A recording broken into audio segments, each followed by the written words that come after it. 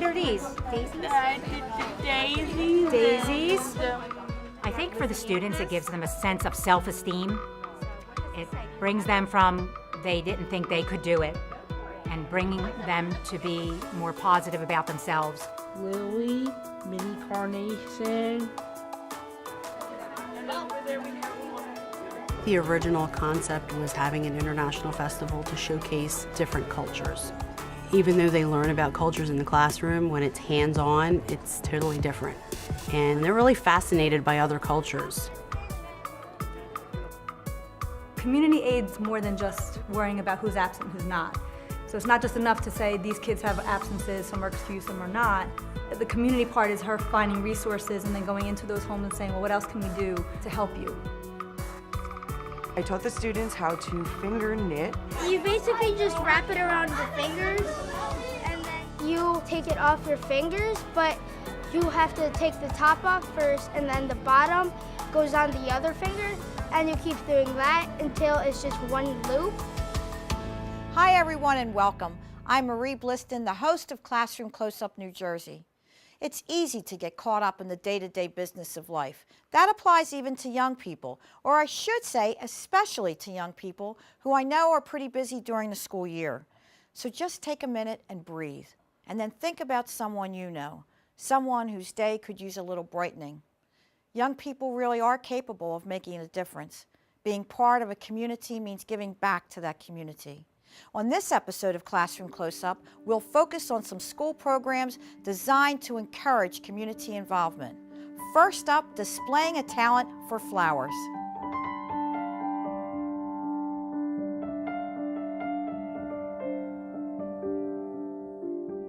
You want to cut this off? It looks a little bit like it dried out. Most high schools do not have a working flower shop within their halls. Okay, and you're number 4. You could put this one in. But this one does, and Lori Buttress and her students are busy preparing for a very special flower show. Today's event is called the First Day of Spring Flower Thing. We will draw one ticket out of each of the containers, and then People from inside the school, people from outside the school, they buy the tickets, they put it in a jar in that arrangement that they would like to win.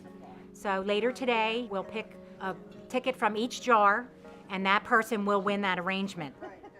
The money from the ticket sales will be donated to the Arc of Atlantic County in memory of Dina Scopa, a young woman with Down syndrome who passed away in 2011. Dina's parents and her sister all work in the Egg Harbor Township School District. Dina was our second of 4 children. When she was born, she was diagnosed with Down syndrome.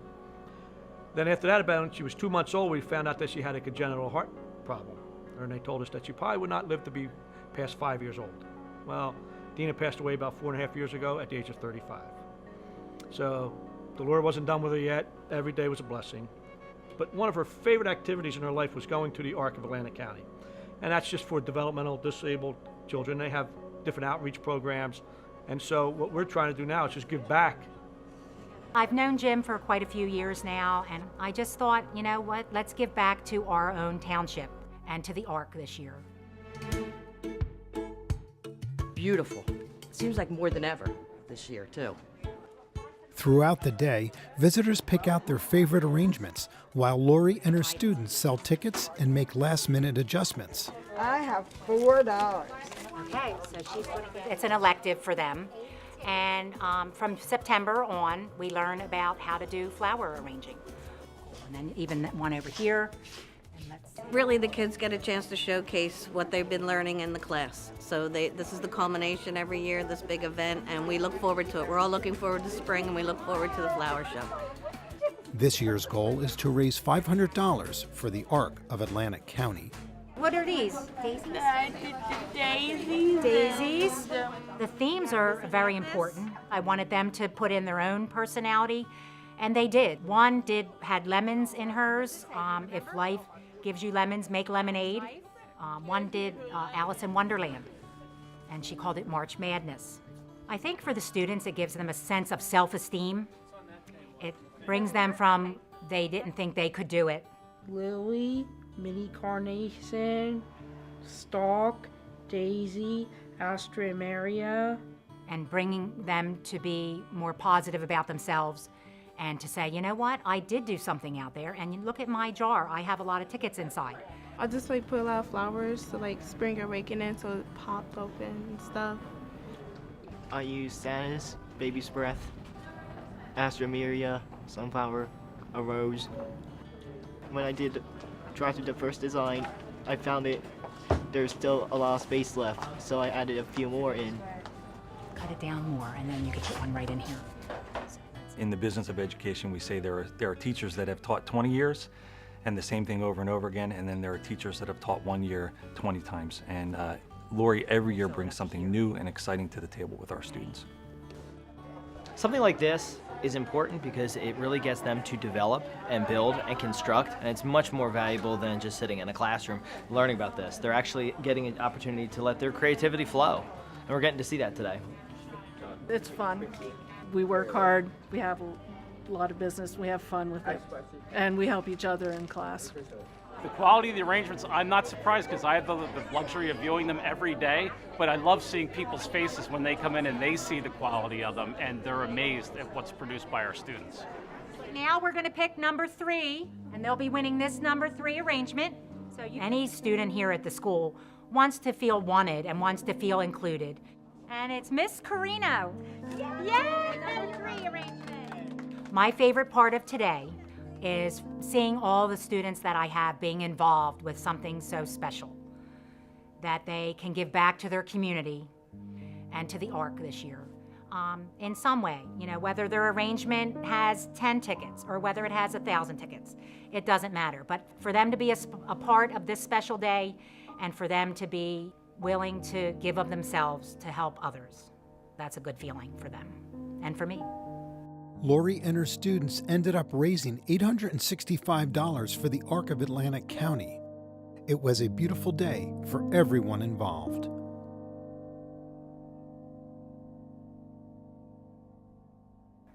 A lot of work goes into creating those arrangements. Flowers are forever connected to hope and growth, light and color and fragrance. They always make me think of celebrating. So let's keep it going with a creative cultural celebration.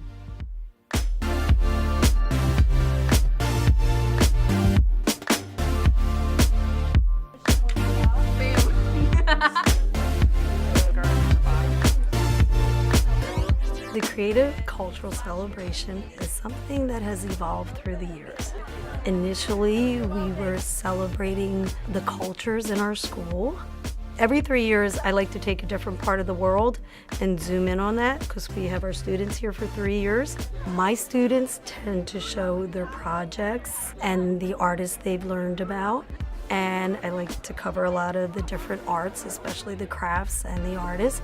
So this year, it's the second time we're back with the Americas. The original concept was having an international festival to showcase different cultures. Even though they learn about cultures in the classroom, when it's hands-on, it's totally different. And they're really fascinated by other cultures.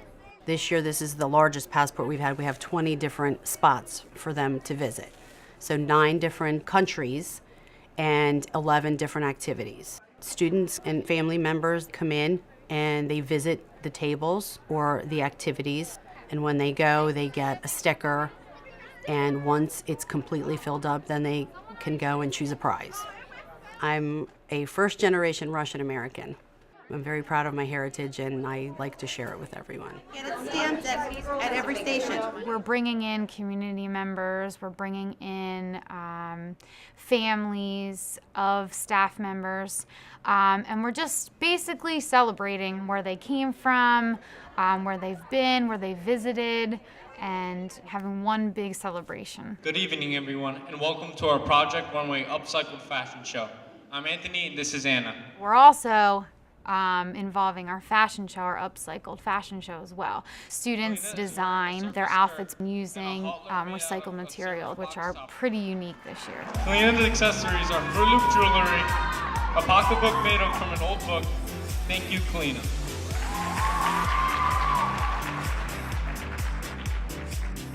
It takes courage to wear trash. Not everybody can do that. Robert is a Scorpio and enjoys long walks on the beach. We have a wide spectrum of judges that represent our community. And Marie, she's just wonderful, and she's always very generous with her time and her knowledge and information. Also, it's a fashion show, and she always looks great. Now for our award ceremony.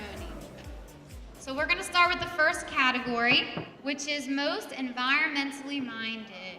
This award goes to Sulevi Garcia.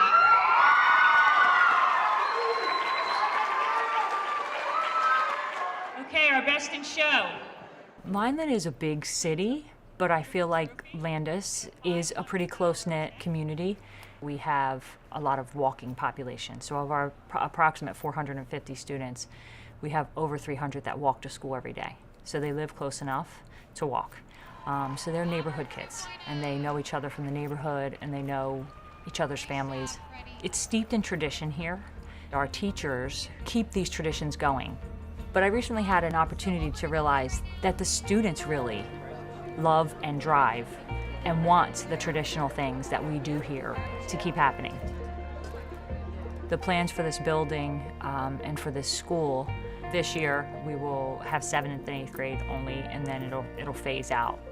So it is a historical site, so it will remain open. It just won't be Landis Middle School any longer. You know, the culture of Landis goes way back. Everybody knows Landis. You talk to someone from out of town, you say Landis, they say, oh, that's the school on the avenue. They know Landis, they know our culture.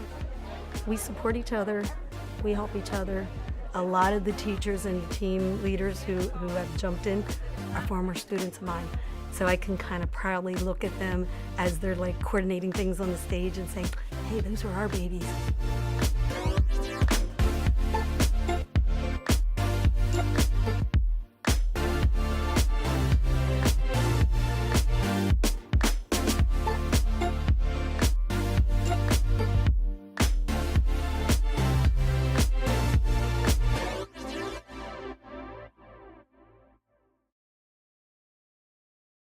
That was fun. When we come back, connecting home and school is the role of the community aide. Stay tuned.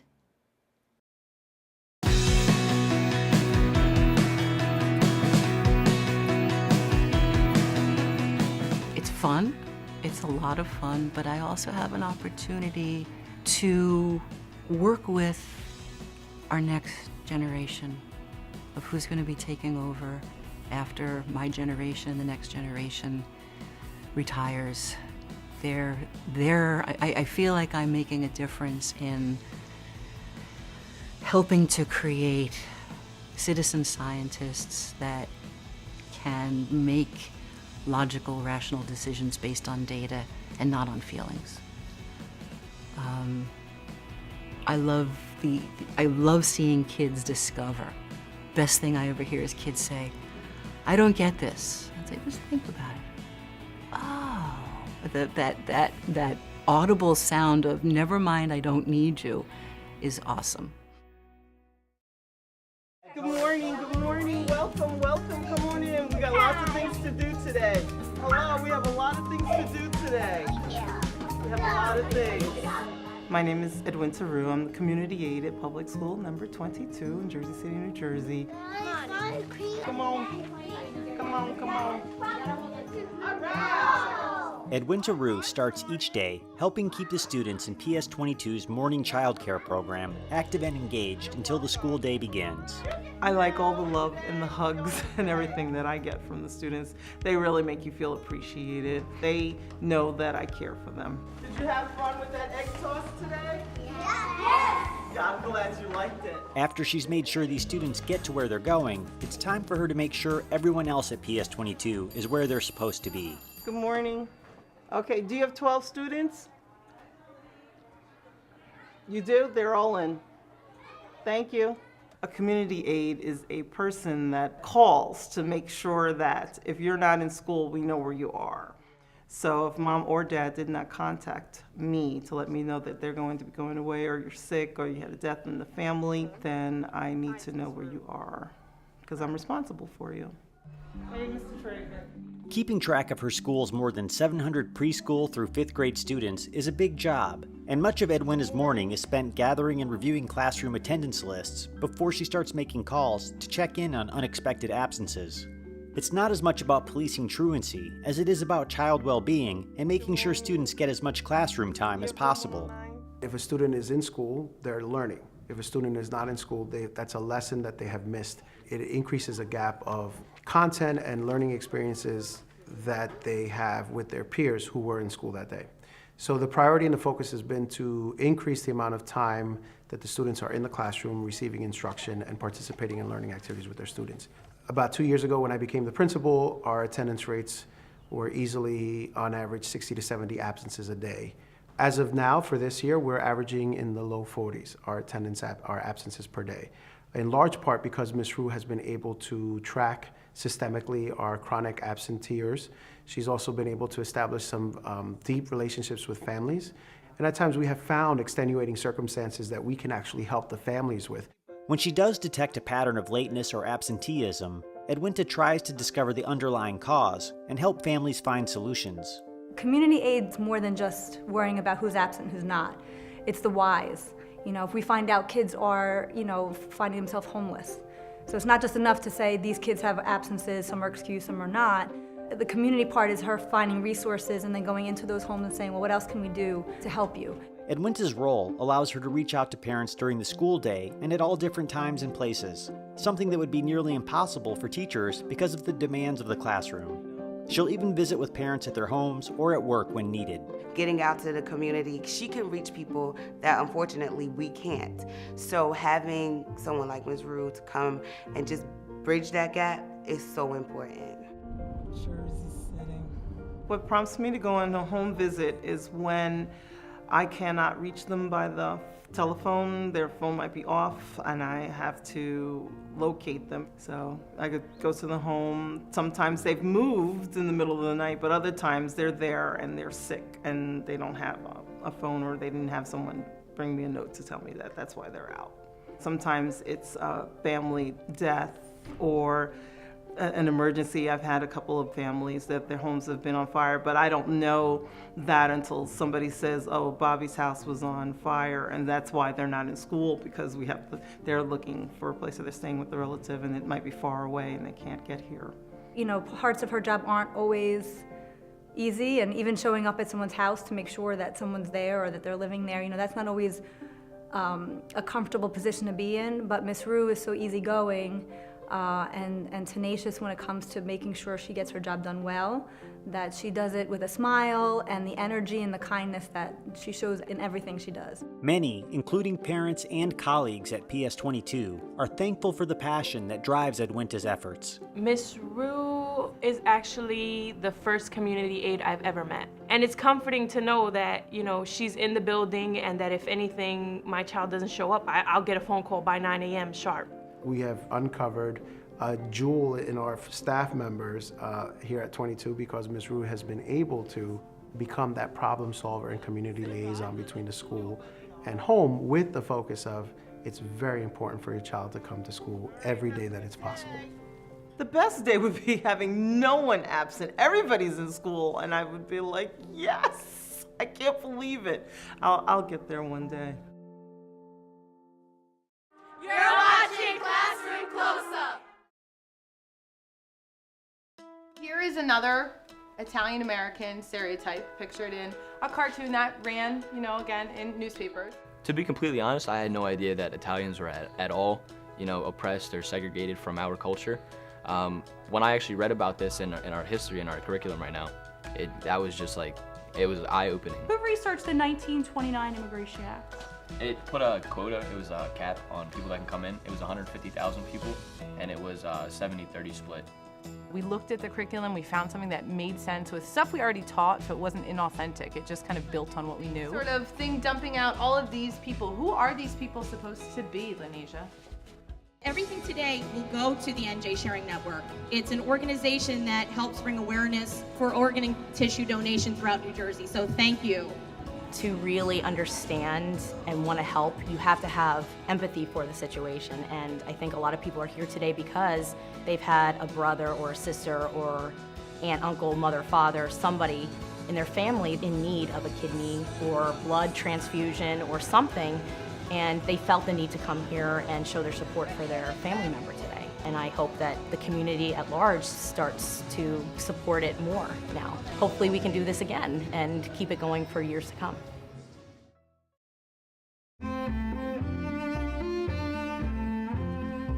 The art of knitting has been around for hundreds of years, and so has the art of graffiti. But who would have thought the two would come together to form a new kind of art, Nafidi? What does Nafidi mean? Something to do with yarn that makes a beautiful creation. It does. What else? It means instead of damaging property, you're gonna put up yarn and make it look pretty. Nafidi is a new trend in the fiber art field. Fiber artists at Thomas Jefferson Elementary create their own art using various techniques. And I was able to see firsthand some of their work. It's taller than you. I like to teach the students the traditional way to handle the fibers. So the first thing that I taught them was, let's make a ball out of the yarn. It prepares the yarn and it relaxes the yarn to be knit. Then I taught the students how to finger knit. You basically just wrap it around your fingers and then you loop them. Then you actually take it off your fingers, but you have to take the top off first and then the bottom. You're a good teacher. Goes on the other finger and you keep doing that until it's just one loop, and that's how you finish it. Mine is starting to look better now. Then we learned how to make the pom-poms. You hold it and wrap it all the way up from here and down there. There are many ways to make pom-poms, one of them being these wonderful little gadgets that I taught the students how to use. Shake it out, and you get a pom-pom.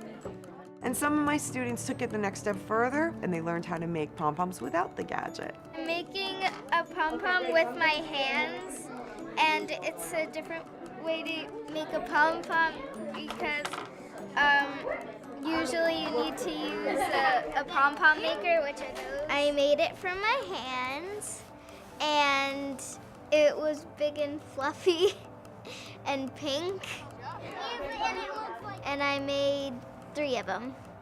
The students create their art not in art class, but in the 4th and 5th grade art studio club. What I love about Art Studio is it gives students the chance to come together at different grade levels into the art room.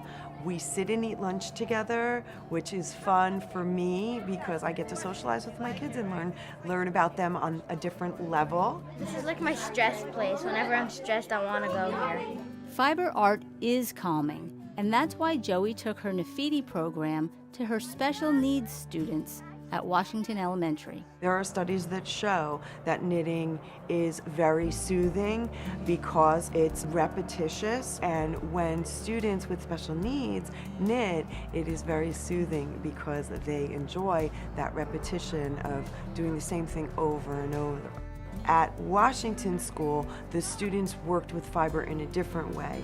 We adapted the techniques, and the students actually illustrated with yarn. They used the yarn as a line. So they started by drawing with glue and then placing the yarn onto the glue.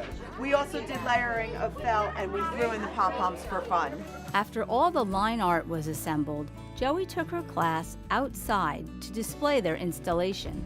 We are going to attach our beautiful artwork to the front of the rock so that when people drive by, they can see it. So it's facing in this direction.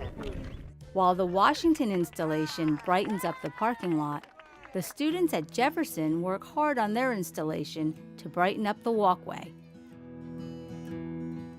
We're just wrapping around to make it look like a little unique, but cool at the same time. There is one part of the installation that is very unique and very special. The yellow tree has a very special place in my heart and a very, very special place in all of Jefferson schools. The yellow tree was for Kira, our friend that died, because yellow was her favorite color. Whenever we see this color, we'll never think of it the same again. Thursday morning, I came in with balls of yarn for our graffiti group, and I offered it to them. As soon as they saw the yellow, they knew who this project was a tribute for. Our friend Kira passed away, and her favorite color was yellow, so we decorated the school in yellow. And within 24 hours, they had finger knitted on their own time, came in the next morning with their knitting, and we assembled the tree. So within 24 hours of her funeral, we had put together this beautiful tribute to our student who loves yellow, and that we know she is watching over us, smiling, because all these beautiful colors put a smile on your face.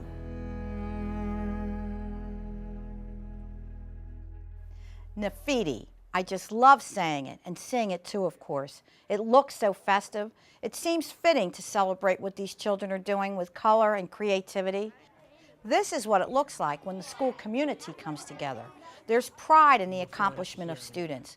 It's there for all to see, and that's something special. We love sharing these moments with you. We invite you to watch again and share with your friends and family when you check out our video library at classroomcloseup.org. Next time, we'll focus on autism awareness and more inspiring stories from our great public schools. Until then, for Classroom Close-Up New Jersey, I'm Marie Bliston. See you soon.